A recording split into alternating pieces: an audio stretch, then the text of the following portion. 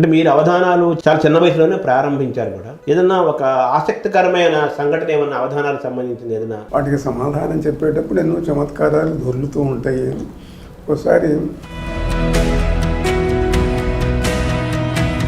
మీరు ఒకసారి ఆకాశవాణిలో అరగంటలోనో గంటలోనో అవధానం చేయమంటే ఇంకా వాళ్ళు ఇచ్చిన సమయం కంటే ఇంకా వేగంగా ఒకసారి చేశారట కదా. కొప్పరం ఉండేనేని అదిగో ఇదిగో అని చూచుచుండగా చెప్పును వేల పద్యములు శీఘ్రత రాశువులోన. ఆ భాగవతాన్ని ఎంపిక చేసుకోవడానికి కారణం ఏంటి? వాటిని చూసిన వాడిని కూడా నేనే, నాకు సంతృప్తిగా లేదు. అన్న తిక్కన్న నీకన్నా మిన్న సున్నా అని కొన్ని పద్యాలు రాశారు కదా. సో తిక్కన్నను అంతగా ఆరాధించిన వాళ్ళు తిక్కన్న గురించి ఇప్పుడు అనుకోలేదు స్వామి ఏదైనా చేద్దామని? తిక్కనను ఆరాధిస్తాను, పూజిస్తాను. అంటే మీరు ఈ వ్యాయామం అంటే శారీరక ఆకృతిని పెంచేది, బలాన్ని పెంచేది, పొగరునిచ్చేది కదా. శక్తి పెంచుతుంది కానీ పొగరును పెంచుతుంది అది.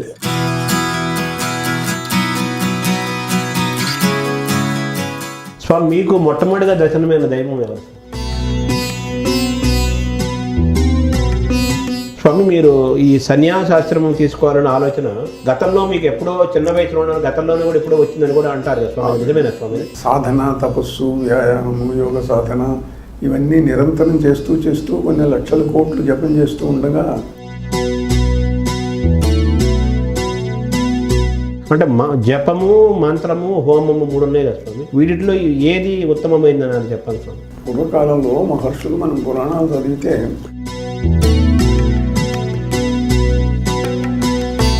ఎవరైనా హోమం చేసిన వెంటనే సెల్ ఫోన్తో ఒక ఫోటో తీసిన వెంటనే అమ్మవారు ఏదో ఒక ఆకృతి కనిపిస్తూ ఉంటుంది. అశోక్ సింఘాల్ ఆయన మీద ఒక ప్రయోగం జరిగింది, మీరు ఆయన మళ్ళీ తిరిగి ప్రాణభిక్ష పెట్టారు.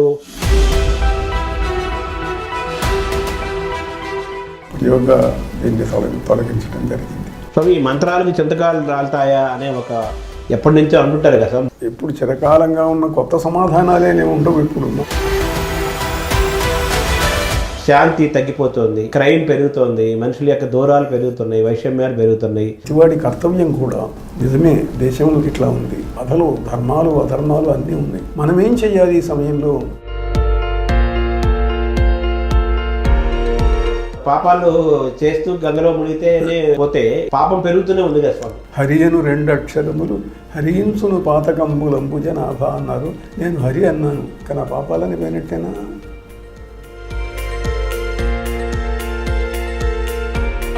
మీ దృష్టిలో భవిష్యత్తు ఎలా ఉంటుంది స్వామి? గొప్ప దేశంగా మన చరిత్ర కలిగిన దేశంగా భారతదేశానికి మిగతా దేశాలకు తేడా ఏమిటి అంటే కోట్ల మందిని చేసి సమాజం మొత్తాన్ని ఒక్కసారి మార్చడం అనేటువంటిది జరిగే పని కాదు.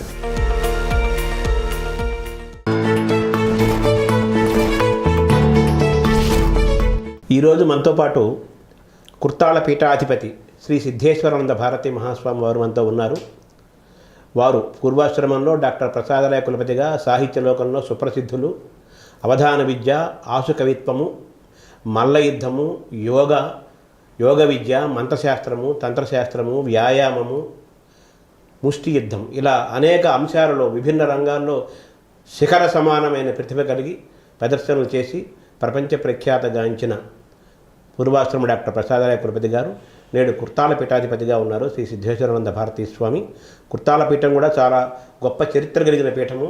విమలానంద భారతీ స్వామి, త్రివిక్రమ రామానంద భారతి వంటి మహనీయులు ఎంతోమంది పీఠాధిపతులుగా అద్భుతమైన ఆధ్యాత్మిక వాతావరణాన్ని కుర్తాళ పీఠాన్ని కలుగజేశారు. దాన్ని స్థాపించిన వారు మౌనస్వామి. అటువంటి గొప్ప పీఠానికి అధిపతిగా ఉన్న కుర్తాళ స్వామివారు పూర్వాశ్రమంలో డాక్టర్ ప్రసాదరాయ కులపతి గారు ఇటు సాహిత్యము, ఆధ్యాత్మికము, వ్యాయామము, మంత్రశాస్త్రము, తంత్రశాస్త్రము ఇన్ని విద్యలలో నిష్ణాతులు.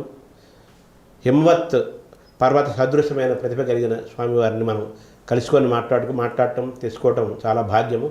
నమస్కారం స్వామి. నారాయణ నారాయణ. స్వామి మీ పూర్వాశ్రమంలో మీ ఒరిజినల్గా పేరేంటి స్వామి? ప్రసాదరావు పోతరాజు. తర్వాత కొంతకాలం ఈ భార్గవ విద్యాదేవ కులపతి అని, అది ఎలా? అదొక పెన్ నేమ్ లాంటిది. పెనులేం లాంటిది. భృగువంశం మాది భార్గవులు, అందుకని అది ఇప్పుడు అలా పెట్టుకున్నాం. తర్వాత ఈ ప్రసాదలయ కులపతిగా అలా పేరు మార్చుకోవడానికి అది ఏంటి స్వామి అన్న ప్రేరణ ఉందా? దానికి ఏమిటంటే కొంత దైవ ప్రేరణ, దానివల్ల వచ్చినటువంటి అనుభూతి, దానివల్ల ఆ పేరు అలా మార్చుకోవటం జరిగింది. తర్వాత మీరు ప్రారంభంలో చాలా కాలం అవధానాలు చేశారు. అవధాన రంగంలోకి మీకు ప్రేరణ ఎవరు కల్పించారు? అవధానంగా రావాలని మీకు ఎందుకు అనిపించింది స్వామి? అవధాన రంగంలోకి ప్రేరణ మా వంశంలోనే ఉన్నది. మా పితృవంశం, మాతృవంశం రెండిట్లో కూడాను అవధానులు ఉన్నారు. మా ముత్తాత గారు, మా తాతగారు, మా నాయనగారు వాళ్ళు అవధానాలు చేసేవాళ్ళు. మాతామహ వంశంలో కొప్పరపు సోదర కవులు సుప్రసిద్ధులైనటువంటి వ్యక్తులు, జగద్విఖ్యాతులు. ఈ ఇందరి ప్రేరణ ఇంట్లో ఎప్పుడూ ఉంటూ ఉండేది సాహిత్య సంభాషణల్లో. దాని ప్రభావం వల్ల చిన్నతనంలోనే వచ్చింది. అంటే ఏ వయసులో మీరు మొట్టమొదటి అవధానం చేశారు స్వామి? సుమారు 13 సంవత్సరాలు అనుకోండి, 13 ఏళ్ల వయస్సులో చేశాను. మొట్టమొదటి అవధానం కొప్పరంలో చేశారా స్వామి? మొదటి అవధానం కొప్పరంలో చేశాను. అదే బుచ్చిరామయ్య గారు ఆయన అధ్యక్షులుగా ఉండి. సోదర కవుల్లో 3వ వారు బుచ్చిరామయ్య గారు, వారు అధ్యక్షులుగా ఉండగా అవధానం చేయడం జరిగింది. అంటే శతావధానాలు కూడా చేశారా స్వామి? శతావధానాలు కొద్దిగా చేశాను. అంటే మీరు ఏ వయసులో అవధానాలు ఆపేశారు స్వామి? దానికి కారణం ఎందుకు? అవధానాలు ఆపేశారు కదా మీరు త్వరగా? అవునండి, అది ఎందుకని? అవధానాలు సుమారు 1962 సంవత్సరంలో నేను ఇంతకుముందు చాలా సంవత్సరాలు డిగ్రీతో ఉద్యోగం చేసి ఎంఏ చదువుకోవడానికి వెళ్ళాను. అక్కడ మాకు పింగళి లక్ష్మీకాంతం గారు సుప్రసిద్ధులు, ఆయన మాకు ప్రొఫెసర్గా ఉండేవారు. ఆయన ఏమిటంటే ఈ అవధానాలు వాటితో ఎక్కువ కాలం గడుపుతూ ఉండేటైతే సత్కవిత్వం రాయటానికి కొంత ఇబ్బంది రావచ్చు, ఇవి మానేసేయి, మంచి గ్రంథాలు రాదు కానీ అని చెప్పి ఆయన తన వ్యక్తిగతమైనటువంటి అభిప్రాయాన్ని ఆయన తెలియజేశారు. దాన్ని పాటించడం జరిగింది. అంటే మీకు ఎప్పుడు అది ఆ లోటు అనిపించలేదా స్వామి? ఎందుకంటే మీకు మాతామహ పితామహ వంశం రెండు కూడా అవధాన వంశాలు కాబట్టి, అయ్యో అవధానానికి నేను దూరం అయ్యాను అని మీకు ఎప్పుడు అనిపించలేదా స్వామి? అవధానానికి, వంశకవిత్వానికి దూరం కాలేదు. దూరం కావటం అంటే అవధానాలు ఆ రూపంలో చేయలేదే కానీ, కూర్చొని ఒక అష్టావధానం, శతావధానం రుచికలను పెట్టి చేయలేదు. కానీ సభల్లోకి వచ్చిన తర్వాత ఈ సమస్య పూరించండి, దీని మీద పద్యం చెప్పండి అంటే చాలాసార్లు ఎన్నో సభలలో చేయటం జరిగింది. ప్రత్యేకంగా ఆశుకవితా సభలు అన్ఎక్స్పెక్టెడ్గా చాలామంది ప్రేక్షకుల్లో ప్రముఖులైన వ్యక్తులు, పెద్దవాళ్ళు, మీరు దీని మీద చెప్పండి అని అంటే నేను చెప్పను అని అనటం బాగుండదు. కాబట్టి కూర్చొని అవధానం చేయలేదు, కానీ ఇలాంటివి మాత్రం చాలా చేశాను. అంటే మీరు అవధానాలు చిన్న వయసులోనే మానేశారు, చాలా చిన్న వయసులోనే ప్రారంభించారు కూడా. ఏదన్నా ఒక ఆసక్తికరమైన సంఘటన ఏమన్నా అవధానాలకు సంబంధించింది ఏదైనా ఎప్పుడు పంచుకొని ఏదైనా చెప్పగలుగుతారా స్వామి? చరిత్రలో రికార్డ్ అవ్వాల్సిన అంశం ఏదైనా అంటే దాంట్లో ఒకటి ఉన్నది. అవధానాలలో ఎన్నో సమస్యలు ఇస్తుంటారు, ఎన్నో రకాల ప్రశ్నలు అడుగుతూ ఉంటారు. వాటికి సమాధానం చెప్పేటప్పుడు ఎన్నో చమత్కారాలు దొర్లుతూ ఉంటాయి. ఒకసారి వ్యస్తాక్షరి ఒకటి ఇచ్చారు. ఆ ఇవ్వటం ఏమిటి, పదములు లేకుండా ఏదో పురాతనమైన పద్యం, కృంకృధ క్రూర శృతి శృతి నిశ్రూష సుశ్రుతి సృక్సృహములు అని ఇచ్చారు. ఇది గుర్తుపెట్టుకోవడం చాలా కష్టం. ఆ రోజు కాశీ కృష్ణాచార్య గారు సభకు అధ్యక్షుడిగా ఉండేవారు. ఆయన కొంత ప్రయత్నించి మానేసి చివరి అవధానం గురించి మాట్లాడుతూ, ఈ మిగతా సమస్యలు, కవిత్వాలు అందరూ చెప్తారు, కానీ ఈ వ్యస్తాక్షరి నేను కూడా చూశాను, ఇంత కష్టసాధ్యమైంది, ఇన్ని అక్షరాలు ఉన్నది సులభంగా చెప్పగలిగాడు. నేను సరస్వతీ కంఠాభరణ అన్న బిరుదు విరికిస్తున్నాను అని చెప్పి ఆ సభలో ప్రకటించాడు ఆయన, కాశీ కృష్ణాచార్య గారు. తర్వాత మీరు ఒకసారి ఆకాశవాణిలో పింగళి లక్ష్మీకాంతం గారు ఆకాశవాణిలో ఉన్నప్పుడు ఎప్పుడో అరగంటలోనో గంటలోనో అవధానం చేయమంటే మీరు ఇంకా అంతకంటే ఇంకా వాళ్ళు ఇచ్చిన సమయం కంటే ఇంకా వేగంగా ఒకసారి చేశారట కదా, ఇప్పటికీ గొప్పగా చెప్పుకుంటారు దాని గురించి.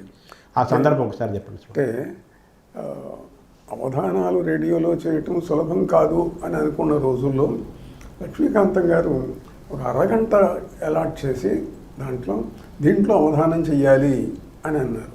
సరే అలానే అన్నాను. ఆయన ఇంట్రడక్షన్ చెప్పటం, అధ్యక్షులుగా ఆ రోజుల్లో ఆంధ్ర యూనివర్సిటీ ప్రిన్సిపల్గా చేసిన విశ్వారావు గారు వారు మాట్లాడటము, ఇవన్నీ కలుపుకొని అరగంట అయింది. నేను అవధానం చేసింది 20 నిమిషాలలోనే అన్నీ చెప్పడం జరిగింది. ధారణ చేసి అప్పగించడం జరిగింది. సో ఇప్పటికీ కూడా మీరు పుస్తకాలు చదివి చాలా కాలం అయింది, ఇప్పటికీ కొన్ని వేల పద్యాలు కొన్ని వేల శ్లోకాలు అలవోకగా మీరు చెప్తారు కదా, ఇంతటి ధారణ మీకు ఎలా సాధ్యమైంది స్వామి? ధారణ అనేది అది కృషి వల్ల వచ్చేది కాదు, అది జన్మాంతర సంస్కారం చేత వచ్చింది. చిన్నతనంలో నేను 5వ ఏట అక్షరాభ్యాసం జరిగిన తర్వాత ఆ మొట్టమొదటి సంవత్సరంలోనే మా నాన్నగారు నాకు అమరకోశము ఆంధ్రనామ సంగ్రహం కంఠస్థం చేయించారు. అలా ఆ రోజుల్లో చూస్తే వెంటనే వచ్చేవి, ఒకసారి చదివితే వచ్చేవి, గుర్తుండేవి. అలా చాలా సంవత్సరాలు అనేక గ్రంథాలు కొన్ని వందల వేల పద్యాలు నోటికి రావటం జరిగింది. దానంతటితో వచ్చింది. ఎందుకు వచ్చింది అనేది ఎప్పుడు ఆలోచించలేదు. ఏదో పూర్వజన్మ సుకృతం, గురుకృప, దేవతానుగ్రహం అని అనుకుంటేవాడు. అంటే అవధానం 12-13 ఏళ్ల వయసులో మీరు అవధానం చేయబోయే ముందు మీ కవితా వ్యవసాయం అంటే పద్యం రాయటం కానీ అది ఎప్పుడు జరిగింది స్వామి మీ జీవితం? అంతకు సరిగ్గా అవధానం చేయడానికి 1 సంవత్సరం ముందు అనుకోండి. అది ముఖ్యంగా మా తాతగారి దగ్గర నేను కవిత అభ్యాసం చేశాను. ఆయనే నాకు గణాలు ఎతులు అన్నీ చెప్పటం చేయటం, పద్యాలు రాయటం, రాస్తే వాటిని దిద్దటం, మంచి చెడు సూచించటం, ఇవన్నీ కూడా మా తాతగారు లక్ష్మీ నరసింహ కవి గారు ఆయన చేసేవారు. స్వామి ధార కొప్పరపు సోదర కవులు ధారకి వాళ్ళు ప్రసిద్ధులు కదా, అసాధారణమైన ధారకి ప్రసిద్ధులు కదా. మీరు ఆ కుటుంబం నుంచి ఆ వంశం నుంచి మీరు వచ్చారు, అటు పోతరాజు రామకవి గారు ఇటు కొప్పరపు సోదర కవుల వంశం నుంచి. అవధానం అనగానే ధారణ కదా. ఈ ధారణ రెండింటిలో కూడా కొప్పరపు సోదర కవులకు పోతరాజు వారికి వారసులుగా మీరు చరిత్రలో ఉన్నారు కదా. కొప్పరపు కవులు పోతరాజు వారి నుంచి అవధాన రంగంలోకి ఇప్పుడు రావాలనుకునే వాళ్ళు, వచ్చిన వాళ్ళు ఏమి వాళ్ళ దగ్గర నుంచి తీసుకోవాలి స్వామి? తీసుకోవటం అంటే ఒకటి, వారికి ఉన్నటువంటి ఆశుధార ప్రజ్ఞ ఆంధ్ర సాహిత్యంలోనే ఎవరికీ లేదు. కొప్పరపు సోదర కవులు వారు మా ముత్తాత గారి దగ్గర ఈ విద్య నేర్చుకున్నాము అని చెప్పారు. అలా మా వంశంలోనూ ఉన్నది. కొప్పరపు వారితో అది ప్రకాశించి ప్రసిద్ధమైంది. తర్వాత మా తాతగారు ఆయన అవధానాలు అవి చేసేవారు, నాన్నగారు చేశారనుకోండి. అయితే ఇలా మహావేగంతో వందలకు వేల పద్యాలు చెప్పటం అనేటువంటిది కొప్పరపు సోదర కవులకున్న ప్రసిద్ధి. అది సామాన్యమైనటువంటిది. నేను కూడా ఎప్పుడో ఒకసారి చెప్తూ ఎవరో మీరు ఆశపెట్టినట్టు చెబుతారు అంటే, కొప్పర ఉండేనేని అదిగో ఇదిగో అని చూచుచుండగా చెప్పును వేల పద్యములు శీఘ్రత రాశివులోన నేడు నీ ఒప్పని పూనుకుంటివు మహాశయ అంతు జనంబులాడ నేనెప్పగిదిన్ వచింతు జనని భవదీయ కృపను స్మరించదన్ అని అలా చెప్పడం జరిగింది. వారిని స్మరించి వారి అనుగ్రహం వల్ల చెప్పగలుగుతాను అని అన్నాను. అంటే ప్రతిభ అనేది సహజంగా ఉండేది కదా స్వామి. ప్రతిభ అనేది ఇప్పుడు ఇందాక మీరు అన్నారు కదా, ధారణ ఎలా వచ్చిందంటే సహజ సిద్ధంగా వచ్చిందన్నారు. ఉపాసన ప్రతిభ రెండింటి మధ్య మనం ఏ విధంగా సమన్వయం చేసుకోవాలి స్వామి? ఉపాసన ఎప్పుడు కూడా ఉపాసన అని అంటే దైవశక్తిని పెంపొందించుకునేటువంటి సాధన. జపముల చేత, ధ్యానముల చేత, హోమముల చేత ఇవి దైవశక్తి పెంపొందుతుంది. ఎక్కడైతే దైవశక్తి పెంపొందుతుందో మనం చేస్తున్నటువంటి మార్గంలో దానికి తీవ్రత, వేగము, శక్తి అన్నీ కూడా వస్తూ ఉంటాయి. అందువల్ల కవిత్వానికి వంశానుగతమైనటువంటి పద్ధతితో పాటుగా ఈ తపస్సు అనేటువంటిది దానికి బాగా దోహదం చేసింది. అంటే ఒక్కొక్క కవికి ఒక్కొక్క ఉపాస్య దైవం దేవత ఉంటుంది. శ్రీనాథుడికి సరస్వతి, కొప్పరపు కవులకి దుర్గాదేవి, తిరుపతి వెంకట కవులకి కామేశ్వరి, ఇలా ఒక్కొక్కరికి కాళి, ఇలా ఉపాస్య దైవతములు ఉంటారు కదా. మీ ఉపాస్య దైవతములు ఎవరు స్వామి మీరు సాహిత్య రంగంలో ఉన్నప్పుడు? సాహిత్య రంగంలో ఉన్నప్పుడు మొట్టమొదట పంచాక్షరి ఎక్కువ చేసేవాడిని. ఇంచుమించు 1 కోటి పంచాక్షరి చేయటం జరిగింది. అది కూడా ఏమిటి అని అంటే పరమేశ్వరుడు స్వప్నంలో అనుగ్రహించి పంచాక్షరి మంత్రాన్ని అనుగ్రహించటం వల్ల అది చేయటం జరిగింది. అందుకే మొట్టమొదట నేను శివ సాహస్రి అన్న పేరుతోటి శివుడిని గురించి శ్లోకాలు, పద్యాలు కలిపి 1000 రాయటం జరిగింది. అందరూ దేవతలు ఇష్టమైన ఈ దేవత ఎందుకు ఎక్కువ ఇష్టం చెప్తారే. మహేశ్వరేవా జగతామధీశ్వరే జనార్దనేవా జగదంతరాత్మని నా వస్తుభేద ప్రతిపత్తిరస్తి మే తథాపి భక్తిస్తరుణేందుశేఖరే. అందరూ ఒకటే, కానీ నాకెందుకో శివుడంటే ఇష్టం. ఇంట్లో కూడా మా వంశంలో అందరూ నిత్య విభూతి ధారణ చేసి గాయత్రి, శివ పంచాక్షరి ఇవి చేస్తూ ఉండేటువంటి వారు. అంటే శివుడిని మామూలుగా ఐశ్వర్యకారకుడు అంటారు కదా, విభూతి అంటే ఐశ్వర్యం అంటారు కదా స్వామి. అది ఆ ఐశ్వర్యం అంటే అది జ్ఞానం కావచ్చు, ఆర్థికం కావచ్చు, వైభవం కావచ్చు స్వామి. ఐశ్వర్యం ఈశ్వరాదిచ్చేత్ అంటారు కదా. ఐశ్వర్యం మీరన్నట్టు సిరి సంపదలు కావచ్చు, కవిత ఐశ్వర్యం కావచ్చు, ఇంకా ఏదైనా కావచ్చు. ఈశ్వరత్వం అంటే ప్రభుత్వం. నువ్వు ఏ మార్గాన్ని ఎంచుకున్నావో ఆ మార్గంలో అత్యున్నత స్థానాన్ని పొందటం. స్వామి, తర్వాత మీరు ఆంధ్ర వెంకటేశ్వర యూనివర్సిటీలో ఎంఏ చేశారు, తెలుగు చేశారు, వెంగ లక్ష్మీకాంతం గారి ప్రేరణతోటి. మీరు భాగవతం మీద పరిశోధన చేసి పిహెచ్డి తీసుకున్నారు కదా స్వామి. ఆ భాగవతాన్ని ఎంపిక చేసుకోవడానికి కారణం ఏంటి స్వామి? ఎవరైనా సూచించారా? మీ ఆలోచన స్వామిది? నా ఆలోచన అంటే ఏదైనా పురాణ వాంగ్మయం మీదనో ప్రబంధాల మీదనో చేద్దామని ఉంది. అయితే మా గురువు గారు లక్ష్మీకాంతం గారు ఆయనే సూచించారు. దీని మీద సరైన పరిశోధన జరగలేదు ఇంతవరకు ఆంధ్ర భాగవతం మీద. ఏదో ఒకటి రెండు థీసిస్లు వచ్చినాయి, కానీ వాటిని చూసిన వాడిని కూడా నేనే, నాకు సంతృప్తిగా లేదు. నువ్వు రాయాలా ఇది, దీని మీద పరిశోధన చేయాలి అని వారు సూచించడం తర్వాతనే జరిగింది. అంటే సాహిత్య వాతావరణంలో మీరు అనేక అంబికా సాహస్రి, శివ సాహస్రి ఇటువంటివి రాశారు, ఆసులుగా పద్యాలు చెప్పారు. తర్వాత భువన విజయాలను కూడా మీరు జగద్విఖ్యాతి చేశారు కదా స్వామి. ఆ భువన విజయాలకు మీతోనే ప్రారంభమైనయా, అంతకుముందు ఏదైనా నేపథ్యం ఉందా స్వామి? భువన విజయం నాతో ప్రారంభం కాలేదు. అంతకుముందు మొట్టమొదటి భువన విజయం 11/5/55 తేదీన జరిగింది. అది గుంటూరులోనే జరిగింది. ఆ రోజుల్లో ఏక ఆంజనేయులు గారిని సాహిత్య పోషకుడైన వ్యక్తి, ఆయన హృదయంలో మెదిలిన ఆలోచన యొక్క స్వరూపం ఇది. దాంట్లో ఆ మొట్టమొదటి భువన విజయం తర్వాత జరిగిన రెండవ భువన విజయం నుంచి నేను దాంట్లో పాల్గొన్నాను. 1955 నాటికి నేను ఇంకా బిఏ చదువుతున్న విద్యార్థినప్పుడు. తర్వాత వెంటనే జరిగినటువంటి దాంట్లో నేను ప్రారంభించి అప్పటి నుంచి అనేక కార్యక్రమాల్లో పాల్గొనటం. కొంతకాలం తర్వాత దాన్ని పూర్తి నిర్వహణ బాధ్యతలు స్వీకరించి యావత్ భారతదేశమే కాకుండా తెలుగు వాళ్ళు ఉన్న చోట్ల, దేశ విదేశాలలో ఎన్నో చోట్ల ఈ భువన విజయ ప్రదర్శనలు ఇవ్వటం జరిగింది. తర్వాత శ్రీనాథపీఠం కూడా మీరు చాలా కాలం మీరు ఇదిలో జరిగింది కదా స్వామి. అది ఒకసారి ఆ నేపథ్యం చెప్పండి స్వామి. అంటే ఒకప్పుడు ఆ రోజుల్లో ప్రభుత్వం వాళ్ళు మొట్టమొదట పోతన ఉత్సవాలు, పోతన పంచశతి అని చేశారు వరంగల్లో. అది అందరికీ రాష్ట్రమంతా కూడా ప్రేరణ ఇచ్చింది. ఆ తర్వాత అది కేంద్ర స్థాయిలో పివి నరసింహరావు గారు పూనుకొని దాన్ని ఎంతో వైభవపేతంగా చేయించారు. అప్పుడు ప్రభుత్వం వారు అక్కడ పోతన పీఠాన్ని పెట్టారు.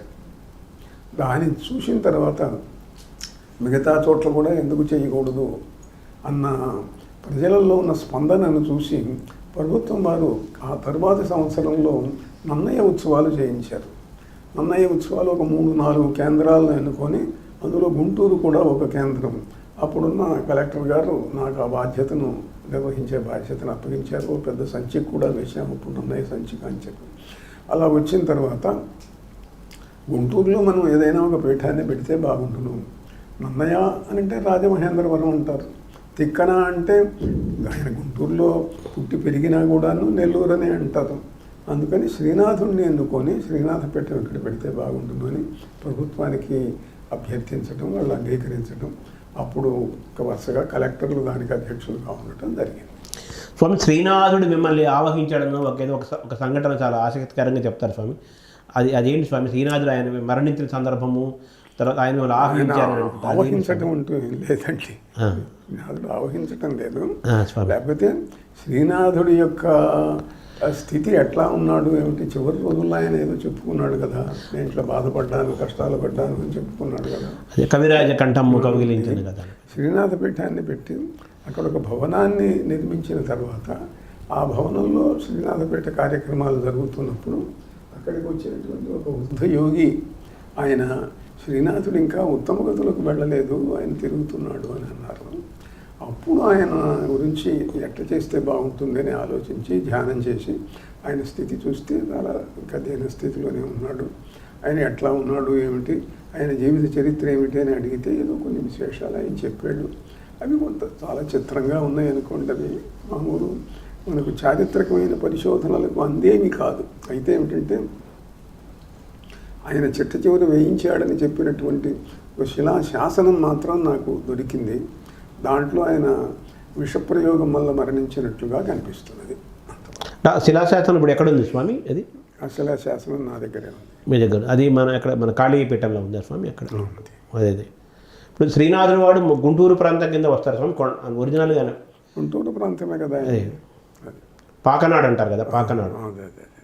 ఇప్పుడు తిక్కన గారికి గుంటూరుతో చాలా అనుబంధం ఉంది కదా, వాళ్ళ తాతగారు భాస్కర మంత్రి వాళ్ళంతా కూడా. అవును ఇప్పుడు తిక్కన గారి బాల్యం అంతా గుంటూరులో గడిచింది అన్నది ఇది వాస్తవమే కదా స్వామి. అవును. తర్వాత మీరు పోతనని ఎంచుకోవడానికి ఏమైనా కారణం ఉందా స్వామి? మీ పైన పోతన గారి ఆకర్షణ ప్రత్యేకమైనది ఏమైనా ఉందా? పోతన అంటే ఆంధ్రదేశంలో ఎవరికైనా సరే పోతన పద్యాలు రాని వాళ్ళు ఎవరు, పోతన అంటే ఆకర్షించబడని వాళ్ళు ఎవరు ఉండరు. ఇంతకుముందు పిహెచ్డికి సంబంధించినంత వరకు చెప్పాను నేను. ప్రొఫెసర్ గారి యొక్క ఆదేశం వల్ల ఆ సబ్జెక్ట్ మీద చేయటం జరిగింది అని చెప్పి, అందువల్ల అదొక గ్రంథంగా తీసుకొని రావటం. తర్వాత ఈ దేశంలో భాగవత సప్తాహాలు చేయటం ఉన్నంత ఇష్టం సాహిత్య రంగంలో మిగిలిన వాటి మీద లేదు. అందువల్ల ఎన్నోసార్లు భాగవత సప్తాహాలు చేయటం, వాటి మీద ప్రసంగాలు చేయటం జరుగుతుంది. అంటే మీరు గతంలో అన్న తిక్కన్న నీకన్నా మిన్న సున్నా అని కొన్ని పద్యాలు రాశారు కదా. సో తిక్కనను అంతగా ఆరాధించిన వాళ్ళు తిక్కన గురించి ఇప్పుడు అనుకోలేదు స్వామి ఏదైనా చేద్దామని? తిక్కనను ఆరాధిస్తాము, పూజిస్తాము, గౌరవిస్తాము. తిక్కన పద్యాలు కూడా నాకు కొన్ని వందలు వచ్చు నాకు. అయితే ఏమిటంటే భక్తితో పరవశించినప్పుడు పోతన గారే మనసులో మెదులుతూ ఉంటారు. సో మీ పైన బాగా మిమ్మల్ని ప్రభావితం చేసిన ప్రాచీన కవులు, ఆధునిక కవులు ఎవరు స్వామి? ప్రాచీన కవులలో శ్రీనాథుడు నన్ను ఎక్కువ ప్రభావితం చేశాడు. ఆయన పద్యాలు, ఆయన రచనా ధోరణి, మార్గము నాకు చాలా ఇష్టం. తిక్కన గారు పూజ్యుడైన వ్యక్తి, ఈయన ఆకర్షణ శ్రీనాథుడు అంటే. ఆధునిక కవులు స్వామి మీకు కరుణశ్రీ పద్యాలు కూడా కొన్ని ఎన్నో వేల పద్యాలు వచ్చు, కొబ్బరి పద్యాలు కొన్ని వందలు వచ్చు మీకు. ఆధునిక కవులలో ముఖ్యులైన వ్యక్తులందరివి కూడా అభిమానమే నాకు. దేవులపల్లి కృష్ణశాస్త్రి, కరుణశ్రీ ఇట్లాంటి మహనీయులందరి యొక్క వెంకట పార్వతీశ్వర కవులు. సరే అధునాతనము పూర్వము మధ్యకాలంలో ఉన్న తిరుపతి వెంకట కవులు, సరే అది ఇంకా చెప్పవలసిన పని లేదు. అది స్వామి ఆసువుగా చెప్పిన పద్యాలలో కవిత్వాంశం ఉండదు, కూర్చొని రాస్తే కవిత్వం బాగుంటుంది అనేది కూడా కొంతమంది, రాయపూర్ సుబ్బారావు చాలామంది అపప్రతి ఇప్పటికీ కూడా అది అంటుంటారు కదా. అవధాన పద్యాల్లో కానీ ఆసుగా చెప్పిన పద్యాల్లో కానీ అంత రసము అంత ఇది ఉండదంటారు కదా. దాంతో మీరు ఏకీభవిస్తారా? దాన్ని మీరు ఎలా చూడాలి స్వామి? సహజమైనటువంటి కవులకు ఒక భావావేశం వచ్చినప్పుడు కవిత్వం దానంతటిది వస్తుంది. అంటే ఎమోషనల్ ఆస్పెక్ట్ వచ్చినప్పుడు అది ఆలోచించి చెప్పాలా, ఆలోచించకుండా చెప్పాలా అనేది ఉండదు, దానంతటిది వస్తుంది. అది ఆ వ్యక్తి యొక్క శక్తి మీద ఆధారపడుతుంది. కొందరు ఏమిటంటే సహజమైన ఆవేశం లేకపోయినా కూడా ఏదైనా ఒక దాని మీద చెప్తే బాగుండును అని ఎవరన్నా అంటే వెంటనే చెప్పటం జరుగుతుంది. అది మనం కాళిదాసు కాలం నుంచి చూస్తున్నాము, శ్రీనాథుడి కాలం నుంచి చూస్తున్నాము. మహనీయులైనటువంటి వ్యక్తులు అందరూ కూడా అలా తమకు భావావేశం వచ్చినప్పుడు, ఏ మహారాజు ఆత్మీయుడో ఆప్తుడో చెప్పినప్పుడు, లేకపోతే ప్రకృతిలో ఉన్నటువంటి ఏదైనా ఒక సన్నివేశం తనకు ప్రేరణ కలిగించినప్పుడు చెప్పడం అనేటువంటిది శక్తి కలిగిన వాడికి దానికి ఆ ప్రశ్నే ఉదయించదు అసలు. స్వామి తిక్కన గారిని ఆయన భవ్య కవితావేశము అన్నారు కదా తిక్కన గారు. అంటే ఆయన రాశారా స్వామి? ఆయన ఆశువుగా చెప్పారా స్వామి భారతాన్ని? ఆశువుగా చెప్పాడని మనకు కథ వినిపిస్తున్నది.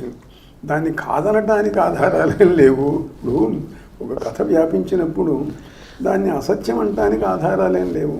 ఆయన చెప్తూ పోయినాడు, శిష్యుడు రాస్తూ వచ్చాడు. గురునాథుడు ఏమి చెప్పుదాం గురునాథ అని అంటారు. అందువల్ల ఆశువుగా చెప్పగలవాడు ఆయన, చెప్పాడు, రాశారు. స్వామి మీలో ఇంటంతా కవిత్వ వాతావరణము, అవధాన వాతావరణము. మీరు వ్యాయామంలో కఠోరమైన వ్యాయామం సాధన చేశారు, యోగాసనాలు అవన్నీ చేశారు. దానికి ఏంటి స్వామి పూనిక ఏంటి స్వామి మీకు? అంటే ఒకటి నాకు తెలిసి మా తాతగారు చాలా బలాఢ్యుడు, ఆయన చాలా బలసంపన్నుడైనటువంటి వ్యక్తి. ఒకసారి ఒక మదించినటువంటి మహిషంతో కూడాను ఆయన పోట్లాడటం జరిగింది. ఎదురుగా వస్తే దాన్ని పట్టుకొని నెట్టేసి దాన్ని పడగొట్టేశాడు. అట్లా శారీరకమైనటువంటి బలనిష్ట కూడా మా వంశంలో ఉన్నది. అది నాకు సంక్రమించింది. లోకంలో ఎట్లా ఉంటుందంటే మనకు భగవద్గీతలో చెప్తారు, ఏ సంస్కారం పూర్వజన్మలో ఉంటే దానికి తగ్గవాళ్ళు వస్తూ ఉంటారు జీవితంలోకి అని చెప్పి. అలానే నాకు కూడా ఏమైందనంటే కాస్త వయస్సు వచ్చిన తర్వాత ఏమైనా వచ్చిన తర్వాత వ్యాయామశాల ఉన్నామని తెలియటము, అక్కడికి పోయి గురువులను ఆశ్రయించడము, ఈ విద్యలు నేర్చుకోవటము జరిగింది. అంటే మీరు కఠోరంగా చేశారు కదా స్వామి, రోజుకి 1000 నేలదండీలు 2000 బస్కీలు తీసేవారు. తర్వాత వ్యాయామంతో పాటు యోగాసనాలు కూడా చాలా కొన్ని గంటల పాటు వేసేవాళ్ళు కదా. అంటే వ్యాయామాన్ని యోగాన్ని మీరు ఏ విధంగా మిళితం చేశారు? సమన్వయం అంటే ఒకటి ఉన్నది. వ్యాయామం చేయటం అని అంటే శరీరాన్ని బలాఢ్యంగా చేసుకోవాలి, పుష్టికరమైన ఆహారం తీసుకోవాలి. ఆ తీసుకోవటం వల్ల వచ్చిన శక్తితోటి బలం పెంపొందుతుంది. నేను బల ప్రదర్శనలు కూడా చాలా చేశాను. నేను కాలేజీలో మొదట లెక్చరర్గా చేరినప్పుడు ఇచ్చిన మొదటి ప్రదర్శన బల ప్రదర్శన. వెయిట్ లిఫ్టింగ్, బరువులు ఎత్తడము, గొలుసులు దించడము, గడ్డపారం ఉంచడము, ఇవి చేశాను అప్పుడు ఆ మొట్టమొదట. తర్వాత సైమల్టేనియస్గా సమానాంతరంగా యోగ సాధన కూడా సాగుతూ ఉండేది. నాకు శీర్షాసనం చాలా ఎక్కువ ఇష్టంగా ఉండేది. ఆ రోజుల్లో నెహ్రూ గారి జీవిత చరిత్ర చదువుతూ ఆయన రోజు 20 నిమిషాలు వేసేవాడు అని అంటే మనం మాత్రం ఎందుకు వేయకూడదు? తర్వాత ఆసనాభ్యాసాలు, దానికి సంబంధించినటువంటి గురువుల యొక్క అనుబంధము, సంబంధము, వాటి వల్ల రోజు 2 గంటల నుండి 3 గంటల వరకు నేను శీర్షాసనం వేసేవాడిని. అట్లా ఆ సాధనలో ముందుకు వెళ్ళటం జరిగింది. స్వామి, మీరు వ్యాయామం సాధన చేసే సమయంలో కూడా మామూలుగా నెంబరు 1, 2, 3 కౌంట్ చేసుకోకుండా హనుమత్ మంత్రాన్ని జపిస్తూ మీరు చేసేవాళ్ళని కూడా నేను చదివాను స్వామి. అది కరెక్టేనా స్వామి? అది 2 మార్గాలు ఉన్నాయి. ఏదైనా ఒక సంఖ్య కావాలి అని అనుకున్నప్పుడు శాస్త్రంలో ఈ మంత్రం ఇన్ని లక్షలు చేయాలా, ఇట్లా చేయాలా అని ఉంటుంది. తర్వాత మనకు సుమారుగా ఇంత సమయంలో ఇంత అవుతుంది అని తెలిసినప్పుడు మాల ఉండవచ్చు, ఉండకపోవచ్చు. ఆ సమయం చూసుకుంటే ఇంత అయింది అని తెలుస్తుంది. అంటే మీరు ఈ వ్యాయామం అంటే శారీరక ఆకృతిని పెంచేది, బలాన్ని పెంచేది, పొగరునిచ్చేది కదా.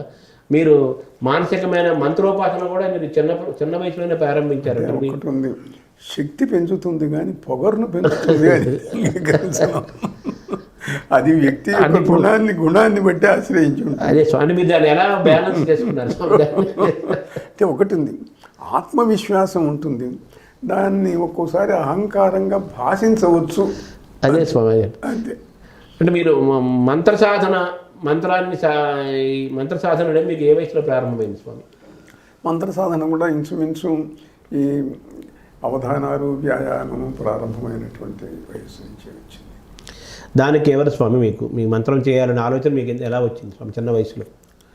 చిన్న వయసులో రావటం అనేటువంటిది గ్రంథ పఠనం మీద, వాటి మీద యోగులు, తపస్సులు, వాళ్ళ జీవిత చరిత్రలు చదవటాలు, వాటి మీద ఆధారపడి ఉంటుంది. తర్వాత ఆ తరంలో ఎక్కువగా ఏమిటి అని అంటే రామకృష్ణ పరమహంస జీవిత చరిత్రలు, వివేకానంద చరిత్రలు, ఇవన్నీ చాలా ప్రసిద్ధిగా ఉండేవి. అవన్నీ కూడా ప్రభావితం చేసినాయి. దానివల్ల ఏమిటంటే మంత్ర సాధన చేయాలి, వాసన చేయాలి, దాని యోగుల చరిత్రలు చదవటం, మహనీయుల యొక్క గ్రంథాలు చూసిన మీదట ప్రేరణ వచ్చింది. దాంట్లో నుంచి ప్రవేశించింది. అంటే కావ్యకంఠ వాసిష్ఠ గణపతి ముని ప్రభావం మీపైన ఏమైనా ఉందా స్వామి? ఈ కవిత్వము, ఉపాసన రెండిట్లో ఉంది. ఆయన రాసినటువంటి గ్రంథాల యొక్క ప్రభావం, ఆయన చేసిన తపస్సు యొక్క ప్రభావం ఉన్నది. ఆయన ఇంద్రాణి చిన్నమస్తా సాధన చేసి ఆయన మహాసిద్ధుడైన సంగతి ఆయన జీవిత చరిత్రలో ఉన్నది. ఆయన గ్రంథాలు చదివిన మీదటనే నేను ఈ వజ్రభైరోచని సాధనలోకి ప్రవేశించి ఆ మంత్ర సాధన చేయటం, ఆ దేవతను గురించి ఐంద్రీ సాహస్రి అని చెప్పి 1000 శ్లోకాలు, పద్యాలు రాయటం జరిగింది. కావ్యకంఠ వాసిష్ఠ గణపతి మునికి కపాల భేదం జరిగిన తర్వాత కూడా గొప్ప వెలుగుతో చాలా కాలం జీవించారంటారు కదా స్వామి, నిజమే కదా స్వామి? అది నిజమే ఉన్నది, ఆయన జీవిత చరిత్రలో ఉన్నది. ఆయన కపాల భేదనం జరిగింది తిరువణ్ణామలలో రమణాశ్రమంలో గుహలో ఉండగా జరిగింది. అక్కడికి ఆ సమయానికి మహర్షి కూడా వచ్చారు, అందరూ చూశారు దాన్ని. తర్వాత దాన్ని శమించింది. శరీరంలో ఆ తేజస్సు ఉన్నది. ఆ తేజస్సు యొక్క ప్రభావం తర్వాత చాలా కాలం ఆయన జీవితం మీద ఎప్పుడూ ఉంటూనే ఉండేది. ఆయన ఏదైనా లోహం ముట్టుకుంటే బంగారంగా మారేది, ఆయన శరీరాన్ని ముట్టుకుంటే విద్యుత్ యంత్రాన్ని ముట్టుకున్నట్టుగా ఉండేది. స్వామి, మీరు ఈ సన్యాసాశ్రమం తీసుకోవాలన్న ఆలోచన, అంటే ఇలాంటి రావాలన్న ఆలోచన గతంలో మీకు ఎప్పుడో చిన్న వయసులో ఉన్న గతంలోనే కూడా ఎప్పుడో వచ్చిందని కూడా అంటారు కదా స్వామి? నిజమేనా స్వామి? నిజమే. ఏ వయసులో వచ్చింది స్వామి అది మీకు? సుమారుగా 20 ఏళ్ళు ఆ ప్రాంతంలో కాలేజీలో పనిచేస్తూ ఉన్న రోజుల్లోనే ఈ సాధన, తపస్సు, వ్యాయామము, యోగ సాధన, ఇవన్నీ నిరంతరం చేస్తూ కొన్ని లక్షల కోట్లు జపం చేస్తూ ఉండగా ఆ దేవతా ప్రేరణ వల్ల ఇవన్నీ వదిలేసేద్దాము అని అనిపించింది. అయితే అప్పుడు అంటే పెద్దల అనుమతి కావాలి, సన్యాసం కావాలి అని అంటే కొన్ని శాస్త్ర నియమాలు ఉన్నాయి. ఇంటికి పెద్ద కొడుకును కావటం మూలాన తల్లిదండ్రులు ఒప్పుకోలేదు. తర్వాత నెమ్మదిగా మారిపోయింది, కుటుంబ జీవితంలోకి ప్రవేశించడం జరిగింది. మళ్ళీ తర్వాత కొన్నాళ్లకు వచ్చింది. అంటే మీరు పీఠాధిపతి కాకముందు మీ దైనందిన చర్యలో వ్యాయామము, యోగము, సాహిత్య అభ్యాసంతో పాటు ఈ మంత్రోపాసన, మంత్ర సాధన పెరుగుతూ వచ్చిందా స్వామి? పెరుగుతూ వచ్చింది, దాంట్లో మాత్రమే సందేహం లేదు. అంటే ఒకటి, బ్రహ్మచర్యంతో ఉన్నప్పుడు సంసార జీవితానికి ముందు రోజు ఏదైనా సెలవులు వస్తే ఒక్కోసారి రాత్రిపూట సాయంకాలం కూడా కూర్చుంటే తెల్లారుజాము దాకా జపం చేసేవాడిని. అట్లా రోజుల తరబడి జపం చేయటం, రోజు 12 గంటలు 16 గంటలు చేయటము. సెలవులు వచ్చినప్పుడు ఇప్పట్లాగా కాకుండా కాలేజీలలో ఆ రోజుల్లో సెలవులు ఎక్కువ ఉండేవి. మాకు ఎండాకాలం వస్తే 100 రోజులు సెలవులు ఇచ్చేవాళ్ళు. అందువల్ల 100 రోజులు అని అంటే ఆ రోజుల్లో పొద్దున్న లేస్తే పొద్దున కూర్చొని జపం చేసుకోవడానికి కూర్చుంటే మళ్ళీ రాత్రికి లేచేవాడిని. లేచి అప్పుడు ఏదో అల్పాహారం తీసుకోవటం అట్లా జరుగుతూ వచ్చింది. అందువల్ల అప్పుడు చాలా తీవ్ర సాధన అప్పుడు జరిగింది. తర్వాత మాధ్యమికంగా సంసార బాధ్యతలు ఉన్నప్పుడు కూడా చేస్తూ వచ్చాము.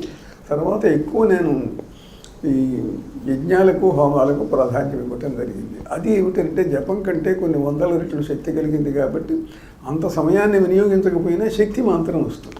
అంటే జపము, మంత్రము, హోమము 3 ఉన్నాయి కదా స్వామి, వీటిలో ఏది ఉత్తమమైందని చెప్పాలి స్వామి? అంటే మంత్రం జపం చేయటం వల్ల మనస్సు నెమ్మదిగా జపంలో నుంచి ధ్యాన స్థితిలోకి వెళ్తుంది. అంటే జపం దాదాపు తగ్గిపోయి, జపం పూర్తిగా పోయి కేవలం దేవత చైతన్యం మాత్రమే ఉంటుంది. అది ధ్యాన మార్గంలోకి నెమ్మదిగా దారితీస్తుంది, ఆ స్థితి వస్తుంది. హోమం అనేది ఏమిటి అని అంటే అది అత్యంత శక్తి సంపన్నమైనటువంటి ఒక విధానం. పూర్వకాలంలో మహర్షులు, మనం పురాణాలు చదివితే ఏది కావాలన్నా యజ్ఞం చేసేవాళ్ళు. పిల్లలు కావాలి, పుత్రకామేష్టి, రాజ్యం కావాలి, రాజసూయాగం, లేకపోతే ప్రపంచాన్ని జయించాలి, అశ్వమేధ యాగం, మరొకటి ఇవన్నీ దేనికైనా యజ్ఞం. యజ్ఞంలో శక్తి ఏమిటి అని అంటే జపం కంటే కొన్ని 100 రెట్లు ఎక్కువ శక్తి ఉంటుంది. అగ్నిలోకి దేవతలు తొందరగా వస్తారు. మంత్రంలో, ధ్యానంలో ఏమిటి అని అంటే ఏకాగ్రత ఉంటే తప్ప పరిపూర్ణమైన సిద్ధి రాదు మంత్రంలో. యజ్ఞంలో ఏకాగ్రతతో సంబంధం లేదు. అగ్ని బాగా మండుతున్నదో లేదో చూసుకోవాలి, మనం స్పష్టంగా ఉచ్చరించి ఆహుతి వేస్తున్నామో లేదో చూడాలి.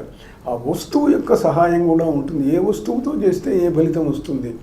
అందువల్ల యజ్ఞం అనేటువంటిది చాలా వేగంగా దివ్యశక్తిని సంపాదించి పెట్టేటువంటి సాధనం. స్వామి, ఇప్పుడు ఈ హోమం చేసిన సందర్భంలో ఆ అగ్నిలో నుంచి ఏదో కొంతమంది దేవతల యొక్క ఆకృతులు కనిపిస్తూ ఉంటాయి అంటుంటారు. అది ఎంతవరకు వాస్తవం స్వామి? దాన్ని ఎలా మనం చూడాలి స్వామి? అంటే చూడటము అన్న దాని దగ్గరికి వచ్చేసరికి సాధకుడైన వ్యక్తికి విషన్ డెవలప్ అవుతుంది, దివ్య దృష్టి వికసిస్తుంది, మూడవ కన్ను కొంచెం తెరుచుకుంటుంది. దానివల్ల అతడు చూడగలుగుతాడు.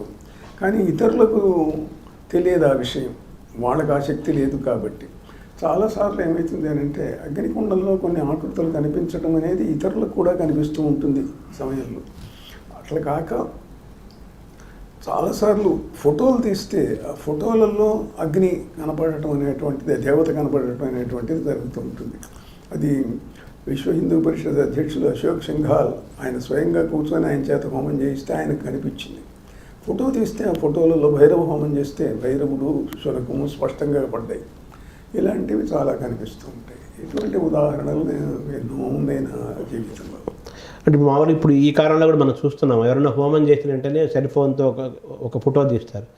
తీసిన వెంటనే అమ్మవారు ఏదో ఒక ఆకృతి కనిపిస్తూ ఉంటుంది. అది మనం ఊహాజనితమైన చిత్రం అనుకోవాలా? అది ఒరిజినల్ మన ఊహ కాదుగా. అది అందువల్ల స్పష్టమైన ఆకృతి కనిపించినప్పుడు అదొక నిదర్శనంగా భావించటం, దాంట్లో తప్పు లేదు. స్వామి, అశోక్ సింఘాల్ విషయం తీసుకొచ్చారు మీరు స్వామి. అశోక్ సింఘాల్ ఆయన మీద ఒక ప్రయోగం జరిగింది, ఆయన మీద జరిగిందన్న టైంలో మీరు ఆయన మళ్ళీ తిరిగి ప్రాణభిక్ష అది పెట్టారు. తర్వాత చివరి వరకు ఆయన మీ పట్ల అపారమైన భక్తితో ఆయన ఉన్నారని చెప్పి అని చదివాను స్వామి. అది వాస్తవం కొంచెం ఆ సందర్భం? అది వారే చెప్పారు. ఇప్పుడు ఆయన మీద ప్రయోగం జరిగింది, ఆయన అనారోగ్యం పాలై స్వస్థలానికి ఆయన ఢిల్లీ విడిచిపెట్టేసి స్వస్థలానికి వెళ్ళినప్పుడు నాకు బాగా ఆప్తుడు అంతకు ముందు నుంచి ఆయన ఆహ్వానిస్తే వెళ్ళాను. వెళ్ళి ఆ ప్రయోగ దీన్ని తొలగించడం జరిగింది. ఆ ప్రయోగ వస్తువులు కూడా ఢిల్లీలోని ఆయన ఆఫీస్ ముందు తవ్విస్తే కొన్ని అక్కడ ప్రయోగ వస్తువులు కనపడ్డాయి. ఒక బొమ్మ, దానికి ముళ్ళు గుచ్చి ఉండటం, ఎముకలు ఇవన్నీ కూడా కనపడ్డాయి. అవి తీసి ఎముకలో పారేయించేసాను. తర్వాత కాశీకి తీసుకెళ్ళాను. ఆయన కాశీకి తీసుకెళ్ళి అక్కడ కాలభైరవుడి యొక్క లాట్ భైరవుడు అని అంటారు, కపాల భైరవుడి దగ్గర ఆయన చేత హోమం చేయించాను. ఆయన అన్నాడు, నేను ఆహుతులు వెయ్యలేను, నా చేతులు సహకరించడం లేదు, వేళ్ళు వణుకుతుంది అంటే, వేస్తారు వేయండి అన్నాను. వేసాడు. అరగంట తర్వాత ఇంకా మీరు హాయిగా ఇంటికి వెళ్ళొచ్చు అన్నాను. నేను లేవలేను, కుర్చీలో మోసుకురావటమే గార్డ్స్, అక్కర్లేదు, మీరు ఇంక బయలుదేరి వెళ్ళొచ్చు. ఆయన అలా నడిచి వెళ్ళారు. తర్వాత చాలా కాలం ఉన్నారు. అది ఆయన పబ్లిక్ మీటింగ్స్లో చెప్పారు. ఇటీవల కూడా ఆయన అనుచరుడు ఇటీవల విశాఖపట్నంలో విశ్వ హిందూ పరిషత్ సమావేశంలో చెప్తూ ఈ సంఘటన మొత్తం ఆయన వివరించాడు. అంటే ఆయన మీద ప్రయోగం జరిగిందని మీకు దర్శనమైందా స్వామి? అది ఆయన గుర్తించారా స్వామి? అది ఆయన గుర్తించారా లేదా అనేది ఆయనకు బాధపోయింది. ఈ ఫోటోలలో దర్శనాలు, అగ్నిలో దర్శనాలు వరకు ఆయనకు ఆరోగ్యం వచ్చింది. తర్వాత ఆయన చెప్పాడు, నేను ఈ యోగ నివారణ జరిగిన తర్వాత నేను 5,000 మైళ్ళు రోడ్డు మీద ప్రయాణం చేయగలిగాను అని చెప్పి ఆయన స్వయంగా కుర్తాడం వచ్చి కొద్ది రోజుల నుండి హోమాలు చేసుకున్నాడు. హోమం యొక్క ప్రయోజనము, మంత్రం యొక్క ప్రయోజనం అనే దానికి ఎంత గొప్పగా ఉంటుందానికి అనేక ఉదాహరణలు చెప్పచ్చు. అందులో ఇదొక ఉదాహరణ. స్వామి, ఇప్పుడు ఈ మంత్రోపాసన వచ్చేసరికి మీరు కోట్లాది మంత్రాలు మీరు జపించారు. అంటే ఇష్టదేవత మంత్రమేనా, లేకపోతే అనేక దేవతలను కూడా మీరు మంత్రోపాసన చేశారు కదా స్వామి? దాన్ని ఎలా మనం చూడాలి స్వామి? ఒక దేవత మంత్రం చేయాలా, అనేక మంది దేవతలు మంత్రాలు చేయాలా? ఆ కన్ఫ్యూజన్ ఎలా స్వామి? దీంట్లో ఒక సిద్ధాంతం ఉన్నది. ఒకటి, ఇష్టదేవత ఒక మహాదేవత, జీవితాన్ని రక్షించే దేవతగా ప్రతి వ్యక్తి ఒక దేవతను ఎన్నుకుంటారు, సాధన చేస్తారు, తపస్సు చేస్తారు. కానీ ఏదైనా పనులు కావాల్సి వచ్చినప్పుడు చిన్న చిన్న మంత్రాలు, పెద్ద దేవతలను ప్రతి పని అడగటం దేనికి అని చెప్పి చిన్నవాటిని అడుగుతూ ఉంటారు. ఇప్పుడు డాక్టర్ ఉన్నాడు అనుకోండి, ఒక్కో వ్యాధికి ఒక్కో మంది ఇస్తాడు. అటనే ఒకడు అనారోగ్యంతో వస్తాడు, వాడికి ఒక మంత్రం, ఇంకోళ్ళు ఇంకో పనితో వస్తారు. పెళ్లి కావాలా, తేలు మంత్రమే దానికి కూడా వేయడానికి లేదుగా.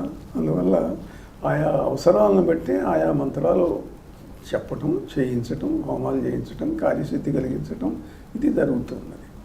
అంటే మీరు ఉపాసనలో ఉన్నప్పుడు మీ మంత్రోపాసన అనేక దేవతల యొక్క దర్శనాలు కూడా మీకు జరిగినట్టుగా చెప్పారు స్వామి.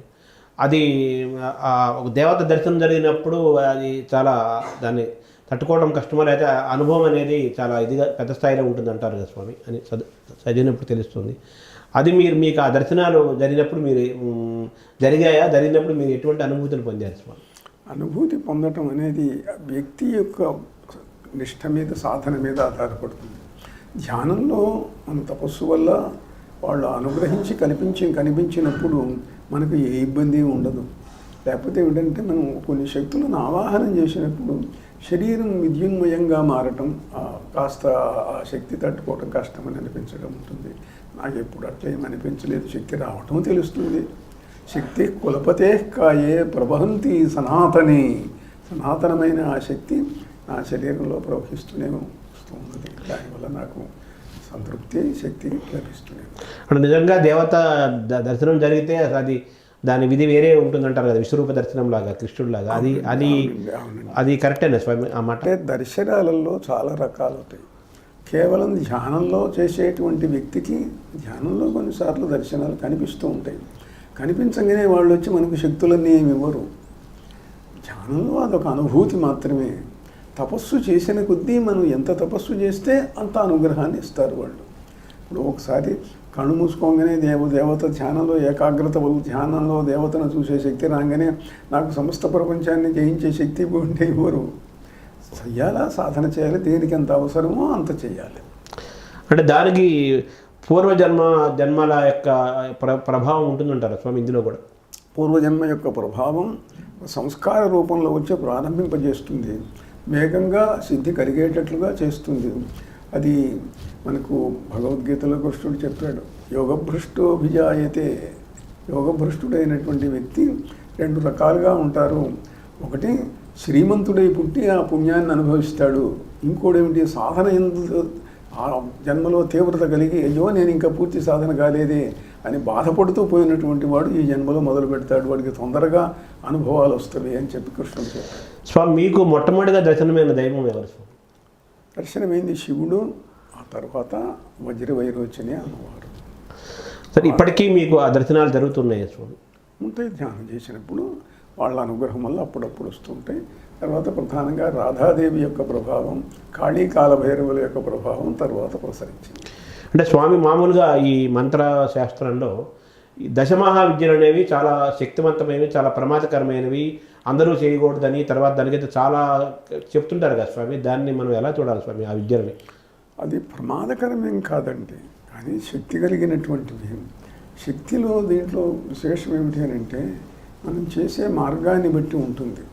కేవలం జపైస్తుష్యంతి దేవాశ్చ, కేవలం జపం చేతనే దేవతలు సంతోషిస్తారు. జపం చేత సాధించడం సాధ్యం కావటం లేదు. కొన్ని లక్షల కోట్లు చేసినా కూడా చాలామంది అయ్యో మాకే అనుభూతి రావటం లేదు అంటుంటారు. అట్లాంటప్పుడు ఏమిటంటే ఇతర సహాయం, ప్రకృతి యొక్క సహాయం, అంటే పూజ చేయటం, అభిషేకం చేయటం, హోమం చేయటం, వీటి వల్ల దేవతలను తొందరగా మనం ఆకర్షించవచ్చు. ఇప్పుడు ఓ దేవత ఉన్నది, ఆ దేవతకు నైవేద్యం పెడితే కొంచెం తొందరగా వస్తుంది. అట్లా తీవ్ర దేవతలకు ఏమిటి అని అంటే వాళ్ళకు కావలసినటువంటి నైవేద్యములు, బలులు కనుక సమర్పించకపోయేటట్లయితే అవి సంతృష్టి చెందవు. ఆ తీవ్ర దేవతలలో మాత్రం అంటే కాళీ, భైరవుడు, ప్రత్యంగిర, చిన్నమస్త ఇలాంటి దేవతలు కేవలం తపస్సు చేసుకునేవాడికి ఏ ఇబ్బంది లేదు. కానీ తీవ్రంగా వేగంగా రావాలి అని అంటే మాత్రం ఈ నైవేద్యములు, బలులు ఇవ్వాలి. బలులంటే నేను వామాచార సంబంధమైనవి అంగీకరించం కనుక ఇంతసేపటికి ఏమిటనంటే కుంకుమ కలిపిన అన్నము, దధిమాష బలి, లేకపోయేటైతే నిమ్మకాయలు, కొబ్బరికాయలు, గుమ్మడికాయ అది జంతు బలితో సమానంగా చెప్పబడింది. అంటే మామూలు ఈ సాత్వికంగా ఉండే మంత్రాది దేవతలతో పాటు ఈ దశమహావిద్యలో ఉండే తీవ్ర దేవతలను కూడా ఉపాసించడం వల్ల అదేమి తప్పేం కాదంటారు? తప్పేం కాదండి, ఎవరైనా చేయొచ్చు, ఎవరైనా చేయొచ్చు. అయితే అనుసరించే మార్గాన్ని బట్టి, చేసే పద్ధతిని బట్టి ఉంటుంది. దేవతలకి ఏమిటంటే ఒకటి అలవాటు చేస్తే అది పెట్టాలి, అలవాటు చేయనంతకాలం ఏం పర్వాలేదు. అంటే ఒక్కొక్క రంగంలో ఉండేవాళ్ళు ఒక్కొక్కరి ఆ రోజు ఏదో ఒక ప్రేరణ కలుగుతుంది, ఒక స్ఫూర్తి ఉంటుంది స్వామి. మీకు దైనందినంలో మీరు ఆ రోజున మీరు దేంతో మీరు స్ఫూర్తిని తీసుకుంటారు స్వామి? అది ఇది అన్న ప్రశ్న ఏం లేదు. ఎందుకంటే నాకు కొంతకాలం దాకా నా సాధన, ఆ తర్వాత వాళ్ళ ప్రేరణ. అందువల్ల వాళ్ళు ఎప్పుడు ఏది చేయమంటే అది చేయటం జరుగుతుంది. ఇప్పుడు కాళీ మంత్రం, భైరవ మంత్రం నేను ఎన్నుకున్నవి కాదు, ఆ దేవతలు ఇస్తే చేశాను నేను. వాళ్ళు ఇచ్చారు కాబట్టి అనుగ్రహం తొందరగా వచ్చింది. అలానే రాధాదేవి, బృందావనేశ్వరి, ఆమె ఎన్నో జన్మల యొక్క స్మృతిని కలిగించింది, కాళీదేవి కలిగించింది. అది వాళ్ళు కొంత దూరం పోయిన దాకా శిష్యుడు గురువు కోసం వెతుకుతూ ఉంటాడు, దెబ్బలు పడుతుంటాడు, వాడి కాళ్ళు పట్టుకుంటాడు, వీడి కాళ్ళు పట్టుకుంటాడు. అసలు గురువు దొరికిన తర్వాత ఆ గురువే శిష్యుడిని తీసుకెళ్తూ ఉంటాడు. అంటే మంత్రం గురు ఉపదేశం ద్వారా తీసుకోవాలి స్వామి, స్వయంగా కూడా కొన్ని మంత్రాలు చేయొచ్చా స్వామి? దానికి ఎలా అంటే దాంట్లో మేరు తంత్రంలో మీరు అడిగిన ప్రశ్నకు సమాధానం చెప్పారు. అంటే గురువులను వెతుకుతూ ఉంటాము, మనకు మంత్రాలు చెప్పే గురువులు చాలామంది దొరుకుతారు, ఇస్తారు, చేస్తుంటాము. ఎంత చేసినా ఏ రకమైన అనుభూతి రాదు, పని అయిందో కాదో తెలియదు. అందువల్ల విశ్వాసం తగ్గుతూ ఉంటుంది. అందువల్ల నీకు నచ్చిన గురువు దొరక్కపోతే ఫలానా మంత్రం చెయ్యాలి, కానీ దాన్ని చెప్పే గురువు నాకు సరి అయిన వాడు దొరకలేదు, ఆ వ్యక్తుల మీద ఇస్తానన్న వాళ్ళు ఉన్నారు కానీ నాకు నమ్మకం లేదు అంటే దానికి మేరు తంత్రం ఏం చెప్పారంటే నువ్వు ఏ మంత్రాన్ని చేయదలుచుకున్నావో దాన్ని ఒక తాటాక మీదనో భూర్జపత్రం మీదనో ఉంటే ఆ గ్రంథాలు రాసేనాటికి అవే కాబట్టి తీసుకెళ్ళి శివాలయంలో వెళ్ళి శివలింగం ముందు పెట్టి పూజ చేసి నమస్కారం చేసి ఆ మంత్రాన్ని తీసుకో, శివుడే గురువు కింద భావించి చెయ్యి, తప్పులేదు అని. మీకు మొట్టమొదటిగా మంత్రం మీకు ఎలా ప్రవేశించింది స్వామి జీవితంలో? మీకు గురువుపదేశం ద్వారా వచ్చిందా, ఎలా వచ్చింది స్వామి? నాకు పంచాక్షరి ఒకటి, ఆ తర్వాత కాళీ మంత్రం ఒకటి, భైరవ మంత్రం ఒకటి, రాధా మంత్రం ఒకటి, ఇవి దేవతలు వాళ్ళే స్వయంగా ఉపదేశించారు. అంటే ఇప్పుడు మీరు చాలా మంత్రాలు చేశారు కదా స్వామి, అనేక హనుమత్ మంత్రం చాలా దేవతలు చేశారు. అంటే మీకై మీరు స్వయంగా దర్శనం చేసుకొని మంత్ర దర్శనం జరిగిందని చెప్పాలా, దాన్ని ఎలా చూడాలి స్వామి? అంటే ఒకటి, ఈ దేవతలు మంత్ర సాధన జరుగుతున్నది, ఏదో మంత్రాలు చేస్తున్నాం, శివ పంచాక్షరి చేస్తున్నాం, వజ్రభైరోచరి చేస్తున్నాం, అనుభవాలు వస్తున్నాయి, కొంత దూరం వెళ్తూ ఉన్నది. కొంత దూరం వెళ్ళిన తర్వాత ఏవో దేవతలు మనం సెలెక్ట్ చేసుకొని వాళ్ళు వస్తారు. ఇప్పుడు ఉదాహరణకు పోతన గారు ధ్యానం చేస్తున్నాడు, గ్రహణంలో గోదావరి స్నానం చేసి కూర్చున్నాడు. ఆయన శివుని గురించి ధ్యానం చేస్తున్నాడు, రాముడు వచ్చి కనిపించాడు. శివుని గురించి చేస్తుంటే రాముడు ఎందుకు కనిపించాడు అంటే, రాముడు కనిపించవలసిన సమయం వచ్చింది, రాముడు అనుకున్నాడు, కనిపించాడు. అట్లనే దేవతా సాధనలలో కూడా మనం ఏదో చేస్తుంటాము, చేయవచ్చు, కానీ సమయం వచ్చినప్పుడు మనం చేయటంతో సంబంధం లేని దేవతలు వచ్చి మనకు కనిపించిన ఇది చేయి ఇది చేయి అని చెప్పి చెబుతూ ఉండొచ్చు. అట్లాంటివి చాలా జరిగింది. ఇప్పుడు చాలామంది గురువు ద్వారానో ఎవరి ద్వారానో మంత్రాలు తీసుకుంటున్నారు స్వామి. మీ మంత్రాలన్నీ మీరు ఎక్కడి నుంచి తీసుకున్నారు స్వామి? ఇవి మీరు ఉపాసించే మంత్రాలన్నీ మీరు ఎక్కడి నుంచి తీసుకున్నారు? ఇప్పుడే చెప్పాను కదా, అదే మార్గం. ఇప్పుడు కొన్ని సాక్షాత్తు దేవతలు ఇచ్చిన తర్వాత ఇక ఇతర మంత్రాలన్నింటికి కూడా ఒక మంత్రశాస్త్రంలో ఒక సిద్ధాంతం ఏమిటి అని అంటే, ఏక విజ్ఞానేన సర్వ విజ్ఞానం భవతి. ఒక దేవత అనుగ్రహం వచ్చిన తర్వాత మనం ఏ మంత్రమైనా స్వతంత్రించి చేయొచ్చు. ఇప్పుడు మీరు రామకృష్ణ పరమహంస జీవితం చూడండి, కాళీ మంత్ర సిద్ధుడు అయిన తర్వాత ఇతర దేవతలను చూద్దాము అని అనిపించింది. మాల పట్టుకొని ఒక్క మాల 108 సార్లు తిప్పేసరికి దేవత ఎదురుగా కూర్చుండేది. అంటే ఒక అనుగ్రహం వస్తే ఆ తర్వాత ఏ మంత్రమైనా చేయొచ్చు, ఏ మంత్రమైనా ఇతరులకు ఉపదేశించవచ్చు. అంటే అనుగ్రహం రావాలంటే సామాన్యులు ఏం చేయాలి? ఆ సామాన్యుడు తపస్సు చేయాలి. యద్దుష్కరం యద్దురాపం యద్దుర్గం యచ్చదుస్తరం తత్సర్వం తపసా సాధ్యం. ఏదైనా సరే తపస్సు చేయాలి, వేరే మార్గమేం లేదు. అంటే మంత్రాన్ని మననం చేయటం స్వామి? మంత్రం కొన్ని వేల లక్షల కోట్ల సార్లు చేయటం మాత్రమే కాక స్థలము సమయము ఈ రెండు అత్యంత ప్రధానములు. మీరు పురాణ వాంగ్మయం చదివిన వారు, కావ్యాలు చదివిన వారు ఎవరైనా చూడండి, అతడు ఇంట్లో కూర్చొని తపస్సు చేసి సిద్ధుడయ్యను అని ఎవరి గురించి అయినా ఉందే? లేదు. కాశీ వెళ్ళాను, శ్రీశైలం వెళ్ళాను, బృందానం వెళ్ళాను, హిమాలయాలకు వెళ్ళాను, అక్కడ తపస్సు చేశాను, సిద్ధుడయ్యాడు అని ఉన్నది. కనుక క్షేత్రం అత్యంత ప్రధానమైనటువంటిది. తపస్సిద్ధి కావాలి, దేవతానుగ్రహం వేగంగా రావాలి అని అంటే ఆ దేవత ఉన్న చోటికి మనం వెళ్ళాలి. క్షేత్రం సమయం కూడా అట్లాంటిదే. మహర్షులు ధ్యానం చేసే సమయంలో మనం కూడా కూర్చుంటే ఆ వైబ్రేషన్స్, ఆ స్థితిలోకి మనం వెళ్ళగలుగుతాం. తెల్లారుజామున జపం చేయమంటారు. ఎందుకు చేయమంటారు? తెల్లారుజామునే లేచి మహర్షులందరూ కూడా ధ్యానం చేస్తుంటారు. ఆ సమయంలో కూర్చుంటే వాళ్ళ భావ తరంగాలు మన మీద ప్రసరిస్తూ ఉంటాయి, మనలోకి వస్తుంటాయి. అటనే తీవ్ర సాధకులు అర్ధరాత్రి చేస్తుంటారు. అర్ధరాత్రి నిశా సమయాలలో యా నిశా సర్వభూతానాం తస్యాం జాగర్తి సంయమి. సమస్త భూతములు నిద్రపోయేటప్పుడు మహర్షి మేలుకొని ఉంటాడు. కనుక ఆ సమయం అర్ధనిశా సమయాలు, తెల్లారుజామ పవిత్రమైనటువంటి ఋషులు ధ్యానం చేసే సమయాలు. ఈ సమయాలలో చేస్తే మనకు తొందరగా. అంటే ఋషులు చేసే సమయాలకి మానవులు చేసే సమయాలకి అని వ్యత్యాసం ఉండాలా? ఉంటుందా స్వామి? వ్యత్యాసం అంటే మనకు కుదరకపోతే ఇతర సమయాలు. తెల్లారుజామ అనేది ఋషులందరూ చేస్తారు. సంధ్యావందనము, తెల్లారుజామ లేచి చేయటము, బ్రాహ్మ ముహూర్తము, తర్వాత సూర్య ఉదయ సమయము అందరూ అంగీకరించింది. అట్టనే సంధ్యా సమయం, సాయం సంధ్య ఉండే సమయం. నిశా సమయం ఏమిటి అని అంటే, మంత్రశాస్త్రంలో ఒక సిద్ధాంతం ఉంది. ఇప్పుడు మనం కూర్చొని ధ్యానం చేస్తున్నాము, శివుణ్ణి చేస్తున్నాము, ఏదో కైలాసంలో ఉన్నాడో ఏదో విష్ణుమూర్తి వైకుంఠంలో ఉన్నాడో అనుకుంటాం. జపం చేస్తే ఏమవుతుంది? మనలో ఉండేటువంటి మనం ఉచ్చరించిన శబ్ద తరంగములు తేజస్తరంగములుగా మారి అంతరిక్షంలో ఆ దేవత యొక్క కేంద్రం దగ్గరికి వెళుతూ ఉంటాయి. ఇవి వెళుతూ ఉంటే మన చుట్టూ ఉన్నటువంటి వ్యక్తుల యొక్క భావ తరంగముల చేత ఘర్షితమై ఇది పైకి పోలేక ఇక్కడే ఉంటుంది. అందరూ నిద్రపోయే సమయం అయితే అప్పుడు అన్ని భావతరంగాలు ఉండవు కాబట్టి తొందరగా వెళ్తుంది.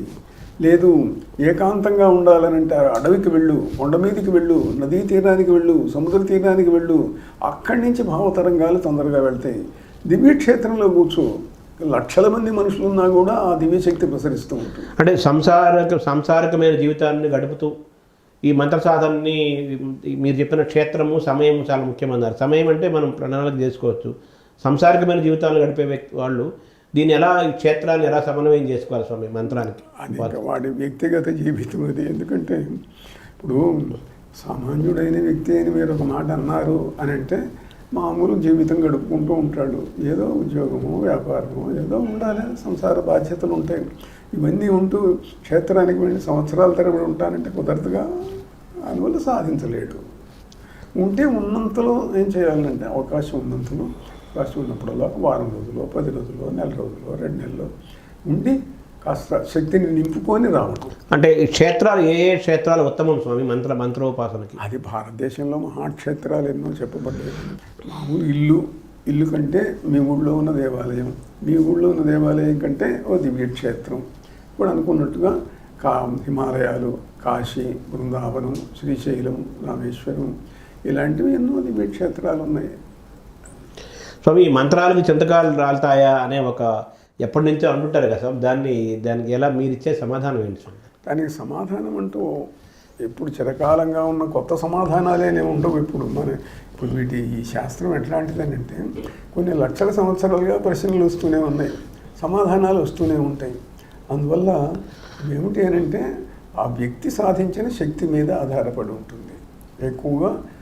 ఇప్పుడు చింతకాయలు ఉన్నారు, చింతకాయలు కాకపోతే వస్తువులు సృష్టించేవాళ్ళు వాళ్ళు అక్కడక్కడ ఉంటూనే ఉన్నారు కదా. ఇప్పుడు అది చింతకాయ కావచ్చు, ఉంగరం కావచ్చు, లేకపోతే బొంగరం కావచ్చు, ఏదైనా కావచ్చు. కానీ అక్కడక్కడ ఇట్లాంటి వస్తు సృష్టి చేసేటువంటి వాళ్ళు ఉన్నారు. బాగా ప్రసిద్ధులు, పెద్దవాళ్ళు, మహామహుల పేర్లు కూడా మనం వింటూనే ఉన్నాం. అందువల్ల అది ఉన్నది, ఆ విద్యలు ఉన్నాయి. ఏదో కొంతమంది సాధించిన వాళ్ళు ఉంటారు. మామూలు వాళ్ళకి ఏమిటి అని అంటే ఉన్నది అనుకున్నది సుఖంగా జరగాలి, కష్టాలు పోవాలి, బాధలు పోవాలి, వీలయ్యేట్టయితే కాస్త దివ్యానుగ్రహం కలగాలి, కొంచెం డివైన్ ఎక్స్పీరియన్స్ వస్తే సంతృప్తి. స్వామి మీరు ప్రయోజన హోమాలన్నీ చేయిస్తున్నారు, అలాగే మీరు మంత్రాలు ఈ మంత్రం దీనికి ఇది ఒక పుస్తకం కూడా మీరు తీసుకొచ్చారు కదా స్వామి, అది అలా తేవచ్చా స్వామి బయటికి? ఆ పుస్తకం అందుబాటులో ఉంచచ్చా స్వామి? అంటే గురువు ఇప్పుడు ఇంతకుముందే ఒక మాట చెప్పుకున్నాం స్వామి, పుస్తకాలలో మంత్రాలు ఉంటాయి. అవి మంత్రాలా అని అంటే శాస్త్ర ప్రకారం మంత్రాలు, కానీ అది నిజమైన మంత్రం ఎప్పుడైతుంది? గురువు చేత ఉపదేశం పొందినప్పుడే మంత్రం అవుతుంది. అంతదాకా అవి మంత్రములే పేరుకు మంత్రములు. పనిచేయటం మొదలు పెట్టడం మాత్రం గురువు చెబితే పనిచేయటం మొదలు పెడుతుంది. సో ఇప్పుడు దేవాలయాలు పెరుగుతున్నాయి, భక్తుల సంఖ్య పెరిగిపోతుంది, ఇది ఒక పెద్ద వ్యవస్థలు పెరుగుతున్నాయి. కానీ ప్రపంచంలో ముఖ్యంగా మన భారతదేశంలో శాంతి తగ్గిపోతుంది. తర్వాత ఈ క్రైమ్ పెరుగుతోంది, మనుషుల యొక్క దూరాలు పెరుగుతున్నాయి, వైషమ్యాలు పెరుగుతున్నాయి. కొంతమంది మాత్రమే ధనవంతులు అవుతున్నారు, ఎక్కువ మంది పేదలుగా ఉంటున్నారు. దానికి చాలా గ్యాప్ పెరుగుతోంది. అశాంతి, అక్రమాలు, అన్యాయాలు, పాలనలు, రాజకీయాలు అన్ని రంగాల్లో కూడా. దీనికి ఎందుకు మరి బ్యాలెన్స్ అవ్వట్లేదు స్వామి? ఈ భక్తికి ఇప్పుడు కనిపిస్తున్న వాతావరణానికి భక్తి పెరుగుతున్నా కానీ ఇటువంటి వాతావరణం ఎందుకు కలుగుతుంది? దాన్ని ఎలా చూడాలి స్వామి మనం? అంటే వీటిల్లో కర్మ సిద్ధాంతం అనేది ఒకటి ఉన్నది. కర్మ సిద్ధాంతం ఏమిటంటే చాలామంది అడుగుతుంటారు, ఏమండి కొంతమందిని అవతార పురుషులు అంటున్నారు, సిద్ధులు అంటున్నారు, మహనీయులు అంటున్నారు, మరి వాళ్ళ దుర్మార్గులందరినీ వాళ్ళు శిక్షించవచ్చు కదా, లేకపోతే ప్రపంచం మొత్తాన్ని మార్చవచ్చు కదా అని అంటే, మార్చేటంత శక్తి కలిగినటువంటి వాడు ఉంటే వాడు సాక్షాత్ భగవతుల్యుడు. భగవంతుడు సంకల్పం ఏదో వాడి సంకల్పం అదే అవుతుంది, కానీ తాను ఇది చేయాలి అది చేయాలని అని అనుకోడు. అంటే యుగధర్మం ఉన్నది, మంచి ఉన్నది, చెడు ఉన్నది, అనంతమైన కాలం ఉన్నది. ఇప్పుడు మన దేశం ఎన్నో వందల సంవత్సరాలు పరాధీనమై ఇతర మతస్థుల చేత పరిపాలించబడింది, ఇబ్బందులు పడ్డారు. ఈనాడు హిరణ్యకశిపుడు లేడా, రావణాసురుడు లేడా? వాళ్ళని ఎందుకు ఆపలేదు? ఆపవలసిన సమయం వచ్చినప్పుడు ఆపుతారు. అందువల్ల కర్మలో ఏమిటి అని అంటే మనం చేయవలసింది ఏమిటి, ఎంతవరకు అంటే ప్రతివాడి కర్తవ్యం కూడా నిజమే. దేశంలో ఇట్లా ఉంది, జాతి ఇట్లా ఉన్నది, కష్టాలు ఇట్లా ఉన్నాయి, బాధలు, ధర్మాలు, అధర్మాలు అన్నీ ఉన్నాయి. మనం ఏం చేయాలి ఈ సమయంలో? ఎట్లాగో మొత్తం పతనం అవుతున్నది కాబట్టి మనం కూడా కొన్ని పాడు పనులు చేసి డబ్బులు సంపాదించి అన్ని పతనం కావడానికి మనం కూడా మార్గం ఎందుకు దోహదం చేయకూడదని కొందరు చమత్కారంగా అంటుంటారు. ప్రతి వ్యక్తి ఏమిటంటే తాను చేయగలిగింది చెయ్యాలి. 10 మంది వచ్చారు, హింస జరుగుతున్నది, నువ్వు ఒక్కడివి ఏం చేయలేవు, కానీ ప్రయత్నించు, లేకపోతే మానుకో. ఇప్పుడు కాశీలో వెళ్ళి ఆ గంగలో మునిగితే మనం చేసిన పాపాలన్నీ పోతాయి అని అంటున్నారు కదా. దాంతో పాపాలు చేస్తూ గంగలో మునిగితేనే పోతే మరి పాపం పెరుగుతూనే ఉంది కదా స్వామి. ఈ ప్రశ్న ఏమిటంటే చాలామంది అడుగుతూ ఉంటారు, ఏమండి భగవన్నామం ఒక్కసారి స్మరిస్తే పాపాలు పోతాయి అంటున్నారు కదా. హరి అను 2 అక్షరములు హరించును పాతకంబులంబుజ నాభా అన్నారు. నేను హరి అన్నాను, కానీ ఆ పాపాలని పోయినట్టేనా? అట్లనే గంగా స్నానం చేస్తే పాపములన్నీ పోతాయి, విశ్వేశ్వరుని చూస్తే పాపములన్నీ పోతాయి, తిరుపతి వెంకటేశ్వర స్వామిని చూస్తే పాపములన్నీ పోతాయి. గ్రంథాలలో రాసి ఉన్నది నిజమే. అసత్యమా? అసత్యం కాదు, అసత్యం కాదు. అయితే ఏమిటి మరి సత్యం ఏమిటి అని అంటే, వీటిని మానవులకు భక్తిని శ్రద్ధను కలిగించటం కోసం చెప్పిన అర్ధవాదములు. తపస్సు చేస్తే కానీ, కష్టపడితే కానీ పాపములు పూర్తిగా పోవు, కొంత పోతాయి. ఎంత పోతాయి అని అంటే, యుగాన్ని బట్టి, యుగధర్మాన్ని బట్టి మంత్రముల యొక్క శక్తి కూడా తగ్గిపోయింది అని గ్రంథాలలో ఉన్నది. అందువల్ల ఉంది, కానీ శక్తి తగ్గుతున్నది. అందువల్ల మీ శాస్త్రంలో ఇట్లా వ్రాయబడింది కదా, ఈ మంత్రం చదవంగానే ఈ ఫలితం వచ్చును కదా అని అంటే రాదు. ఇప్పుడు ఆ మంత్రం కొన్ని లక్షల కోట్ల సార్లు చేస్తే వస్తుంది, దివ్యక్షేత్రంలో చేస్తే వస్తుంది. అందువల్ల గంగలో స్నానం చేయంగానే పోతుందా అంటే పోతుంది, కానీ చెయ్యాలా? అంటే ఇప్పుడు మనం కలియుగంలో ఇంకా మన లెక్క ప్రకారం చూస్తే యుగధర్మం అంటున్నారు కదా స్వామి, ఇంకా ప్రారంభంలోనే ఉన్నాము. ఇప్పుడే ఇలా ఉంటే ముందు ముందు మరి మీరు చెప్పినట్టుగా ఆ శక్తి మరి ఎలా పనిచేస్తుంది, అది తగ్గిపోతుంది ఆ శక్తి? పురాణాలలో చెప్పారుగా, ఇప్పుడు పాపం పెరుగుతుంది, ఇంకా పెరుగుతుంది, ఇంకా పెరుగుతుందని చెప్పారు, గ్రంథాలలో ఉన్నది. అయితే అట్లనే మనం ఇప్పుడు నేను చెప్పేదల్లా ఒకటే ఏమిటి అని అంటే, మన పరిమితిలో మనకు ఉన్నంతలో కూడా ధర్మాన్ని ఆచరించడానికి ప్రయత్నించండి, ధర్మాన్ని ప్రచారం చేయటానికి ప్రయత్నించండి, ఇతరులను ప్రభావితం చేసి మంచివాళ్ళుగా మార్చడానికి ప్రయత్నించండి. మన శక్తి ఉన్నంతలో. శక్తి ఉండి అవతల వాడు అధర్మం చేస్తున్న ఊరికుంటే అది నీకు పాపం. మనకు భారతంలో చెప్పారు, సారపు ధర్మమున్ విమల సత్యము పాపము చేత బంకుచే పారము పొందలేక చెడబారినదైన అవస్థ దక్షులెవ్వారలు ఉపేక్ష చేసిరది వారల చేటకు. నీకు శక్తి ఉంటే చేసి తీరాలే, శక్తి లేదు ఏం చేస్తావు? భగవంతుని స్మరిస్తూ కళ్ళు మూసుకోవటం. అంటే ధర్మ ప్రచారం మీరు అన్నారు కదా స్వామి, రాజులు కూడా ధర్మాన్ని నిలబెట్టాల్సిన బాధ్యత పాలకులకు ఉంది. ఇప్పుడు ధర్మ ప్రచారంలో కేవలం పీఠాధిపతులైనా ఎవరెవరి పాత్ర ఎంతవరకు ఉంది స్వామి? ప్రజలు, పాలకులు, పీఠాధిపతులు. ఇప్పుడే ఒకే సిద్ధాంతం అనుకున్నాం మనం. ఎవడికి శక్తి ఉన్నదో వాడల్లా కూడా ధర్మరక్షణ కోసం ప్రయత్నించాలి. ఆ వ్యక్తి సన్యాసి కావచ్చు, పీఠాధిపతి కావచ్చు, గృహస్థు కావచ్చు, బ్రహ్మచారి కావచ్చు, ఎవరైనా కావచ్చు.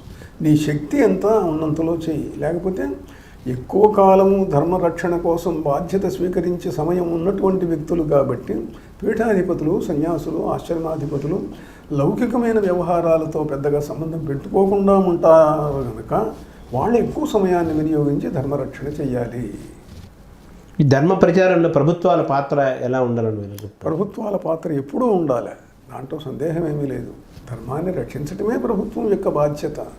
అయితే ఏమిటంటే, రాజకీయాలలో వచ్చినటువంటి కల్లోలాల వల్ల, కల్మషాల వల్ల, గందరగోళాల వల్ల చేయాలని కోరుకున్న వాళ్ళు కూడా చేయలేకపోతున్నారు, చేయవలసినంత చేయలేకపోతున్నారు, జరగవలసినంత జరగటం లేదు. జరగాలని కోరుకుందాం. స్వామి, భారతదేశం ఇప్పుడు ఎలా ఉంది మీ దృష్టిలో? భవిష్యత్తు ఎలా ఉంటుంది స్వామి? గొప్ప దేశంగా మన చరిత్ర కలిగిన దేశం కదా? తప్పకుండానండి. భారతదేశం ఎప్పుడు కూడా ఇది ఋషుల భూమి, ఇది సిద్ధుల భూమి. ఇప్పుడు ఎట్లా ఉంటుందనంటే, మనం ప్రజలందరం ఉన్నాము, కానీ ఇక్కడ ఏం జరుగుతున్నది అని చూడటానికి బాధ్యత కలిగిన వ్యక్తులు అధికారంలో, ప్రభుత్వంలో ఉంటారు. ఏదో కలెక్టర్లు, ఎస్పీలు, మినిస్టర్లు ఎవరు ఉంటారు. వాళ్ళు చూస్తూ వాళ్ళకు చేతైనది చేయడానికి ప్రయత్నిస్తారు. ఎంతవరకు చేయగలరో కొంతవరకే చేయగలరు. అట్లనే భారతదేశానికి మిగతా దేశాలకు తేడా ఏమిటి అంటే, ఇక్కడ సిద్ధులు ఉన్నారు, మిగతా దేశాల కంటే ఋషులు ఎక్కువ మంది ఉన్నారు. కొన్ని సిద్ధాశ్రమ కేంద్రాలు ఉన్నాయి. కొన్ని వేల లక్షల సంవత్సరాల వయస్సు కలిగినటువంటి భౌతిక శరీరాలతో ఉన్న యోగులు ఇప్పటికి కూడా ఉన్నారు. నా మిత్రులు కొందరు ఉన్నారు, నేను ఎరిగిన వాళ్ళు, నాకు సన్నిహితులైన వాళ్ళు ఉన్నారు, కొన్ని వందల ఏళ్ళు జీవించి ఉన్నటువంటి వాళ్ళు. అయితే ఇంతకుముందు చెప్పినట్టుగా వాళ్ళ శక్తులు కూడా పరిమితమే. ఇప్పుడు ఒక వ్యక్తి ఉన్నాడు, ఒక వ్యక్తి 10 మందిని ప్రభావితం చేస్తాడు, 100 మందిని చేస్తాడు, 1000 మందిని చేస్తాడు. కొన్ని కోట్ల మందిని చేసి సమాజం మొత్తాన్ని ఒక్కసారి మార్చడం అనేటువంటిది జరిగే పని కాదని. అలానే ఎక్కడైనా అంతే. అంటే ఈ భారతదేశం భవిష్యత్తు ఎలా ఉంటుంది? భారతదేశ భవిష్యత్తు ఎప్పటికప్పుడు భవిష్యత్తు బాగుండేట్టు చేయటానికి తపస్సులు నిరంతర కృషి చేస్తూనే ఉన్నారు. తపస్సులు జరుగుతున్నాయి, సాధనలు జరుగుతున్నాయి, దేవాలయాలు పెరుగుతున్నాయి, మీరన్నట్టుగా భక్తులు పెరుగుతున్నారు. తోటి పాపం పెరుగుతున్నా పుణ్యము పెరుగుతున్నది, భక్తి పెరుగుతున్నది. ఇది ఫలించాలని మనం కోరుకుందాము. తెలుగు రాష్ట్రాల భవిష్యత్తు ఎలా ఉండబోతుంది అనుకుంటున్నారు స్వామి? తెలుగు రాష్ట్రాల భవిష్యత్తు కూడా బాగుండాలని కోరుకోవటం వరకే మన పని. అంటే మీ ఏమవుతుంది దర్శనంలో అనేది ఏం ఈశ్వరేచ్ఛ. అందువల్ల మీ దర్శనంలో ఏం కనిపిస్తుంది స్వామి? దర్శనాలు ఎప్పుడు కూడా రాజకీయాలలో ఏ పార్టీ వస్తారు, వాళ్ళు గెలుస్తారా వీళ్ళు గెలుస్తారా అనే దానికి మన దర్శనాలను ఉపయోగించకూడదు, ఉపయోగించినా చెప్పకూడదు. ఎందుకంటే రాజకీయ రంగం మా రంగం కాదు. దానికి సంబంధించినవి చెప్పటం మొదలుపెట్టేటైతే అది చాలా విపరిణామాలకు దారితీస్తాయి. అందుకని మంచి రావాలి అని కోరుకుందాం. మేము కోరుకునేది ఏమిటి అని అంటే, సనాతన సంప్రదాయానికి చెందినటువంటి వ్యక్తులుగా హిందూ ధర్మాన్ని, ఆర్ష ధర్మాన్ని, వేద ధర్మాన్ని రక్షించే వ్యక్తులు, దేవాలయాలను కాపాడే వ్యక్తులు, ధర్మ కేంద్రములను అభివృద్ధి చేసే వ్యక్తులు అధికారంలో ఉండాలి. ఎవరన్నది ఈశ్వరేచ్ఛ. భవిష్యత్తులో ఇంకా ప్రజల్లో భక్తి పెరుగుతుందనే విశ్వాసం మీకు తప్పకుండా ఉంది. విశ్వాసం కలిగిన వాళ్ళం మనం, విశ్వాసం కలిగిన జాతి మనది, విశ్వాసం కలిగినటువంటి సంప్రదాయం మనది. అంటే ఆర్థిక మాంద్యం వస్తుంది అంటున్న ఒక ప్రపంచంలో భయం వస్తుంది, దేశాలు భయపడుతున్నాయి. అలాగే ఉద్యోగాల కల్పనలోనూ యువత జరుగుతున్నాయి. వీటిని చూడగలిగినటువంటి వాళ్ళు మహనీయులు చూస్తూనే ఉన్నారు. ఎంతవరకు రక్షించడానికి అవకాశం ఉన్నదో అంతవరకు తప్పకుండా ప్రయత్నం చేస్తూనే ఉన్నారు, సిద్ధులు చేస్తూనే ఉంటారు. అయితే కొన్ని జరగక తప్పదు. ఎందుకంటే సృష్టిలో ఉండేటువంటి పరిణామాలవన్నీ కూడా, ఇప్పుడు కొందరు చక్రవర్తులు వచ్చినప్పుడు కొన్ని లక్షల మందిని సంహరించారు. రెండో ప్రపంచ యుద్ధం వచ్చింది, కొన్ని లక్షల మంది మరణించారు. ఎవరు ఆపరా అంటే ఆపడానికి ప్రయత్నించడం మన కర్తవ్యం. తపస్సు దానికోసం వినియోగించడం కర్తవ్యం. ధర్మాన్ని, జాతిని రక్షించడానికి మన శక్తిని ధారపోయాలి. అది మాత్రం మన కర్తవ్యం. అంటే పీఠాధిపతుల యొక్క గౌరవాన్ని, పీఠాల యొక్క గౌరవాన్ని కాపాడుకోవాల్సిన బాధ్యత కూడా మన వ్యవస్థల్లో ఉంది కదా స్వామి. కొన్ని పీఠాలు చాలా గౌరవప్రదంగా రాణిస్తున్నాయి, కొన్ని పీఠాలు ఆ వ్యవస్థలపైన విశ్వాసాన్ని పోగొడుతున్నాయి. తర్వాత అనేక ప్రశ్నలు ఉత్పన్నమవుతున్నాయి. వీటిని ఎలా మనం ఎవరు దీన్ని కాపాడాలి? ఇప్పుడు ఇంతకు ముందు మనం అనుకున్నట్లుగానే ఒక బాధ్యత, ఒక పని అని అంటే అది ఏదో ఒక్కడి వల్ల, ఒక ఆశ్రమం వల్ల, ఒక పీఠం వల్ల జరిగేది కాదు. అది వ్యవస్థలో ఉండేటువంటి పరిణామ క్రమంలో ధర్మబద్ధులైన వ్యక్తులు, శక్తి కలిగిన ప్రతి వ్యక్తి కూడా ధర్మాన్ని రక్షించడానికి ప్రయత్నించాలి. పతనోత్థానములు అనేక సందర్భాల్లో జాతుల్లోనూ జరుగుతుంటాయి. మీరన్నట్టు వ్యవస్థల్లో, పీఠాలలో, ఆశ్రమాల్లో జరుగుతూ ఉండవచ్చు. దానికి కాదనటం ఏం లేదు. ఎందుకంటే వ్యక్తులకు ఉండేటువంటి బలములు, బలహీనతలు ఎన్నో ఉంటాయి మానవ సమాజంలో. కానీ ధర్మరక్షణ శక్తి కలిగిన వాడు తప్పకుండా ధర్మాన్ని రక్షించడానికి, అధర్మాన్ని తొలగించడానికి ప్రయత్నం చేస్తూ.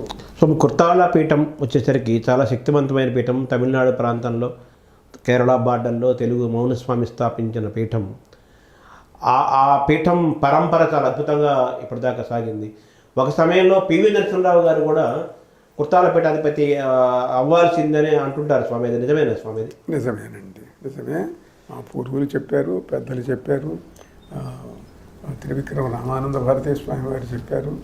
వారు దాదాపు సిద్ధమై కాషాయ వస్త్రాలు కూడా తెప్పించుకున్నారని, ఈలోపు వచ్చినటువంటి రాజకీయ పరిణామంలో ఆయన ప్రధానమంత్రి అయినారని, దానివల్ల ఎక్కువ దేశానికి సేవ చేయడం కోసం ఆయన వెళ్ళారని పెద్దలు చెప్పారు.